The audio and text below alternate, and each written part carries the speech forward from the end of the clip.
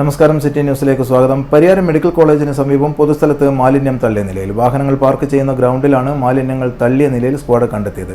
സംഭവത്തിൽ 3 സ്ഥാപനങ്ങൾക്കും സ്വകാര്യ വ്യക്തികൾക്കുമെതിരെ സ്ക്വാഡ് പഞ്ചായത്ത് രാജ് ആക്ട് വകുപ്പ് പ്രകാരം 5000 രൂപ വീതം പിഴ ചുമത്തി. ശക്തമായ നിരീക്ഷണം നടത്താനുള്ള നിർദ്ദേശം സ്ക്വാഡ് ചെറുതാഴം പഞ്ചായത്തിന് നൽകി.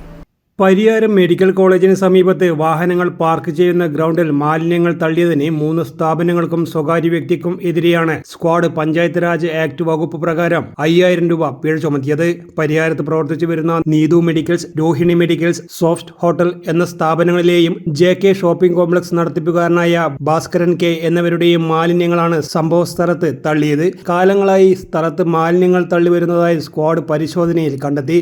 പ്രദേശത്ത് മാലിന്യം തള്ളുന്നതുമായി ബന്ധപ്പെട്ട് ശക്തമായ നിരീക്ഷണം നടത്താനുള്ള നിർദ്ദേശം ചെറുതാഴം പഞ്ചായത്ത് നൽകി. പ്രദേശത്ത് മാലിന്യങ്ങൾ തള്ളുന്നത് തുടരുന്നവർക്ക് എതിരെ ശക്തമായ നടപടി സ്വീകരിക്കുമെന്ന് സ്ക്വാഡ് അറിയിച്ചു. പരിശോധനയിൽ ജില്ലാ enforcement squad leader Ashraf PP, squad അംഗം Alan Baby, Dibil CK, Cheruthazham പഞ്ചായത്ത് ഹെൽത്ത് ഇൻസ്പെക്ടർ സുബ്രഹ്മണ്യം എന്നിവർ പങ്കെടുത്തു. News desk, city news.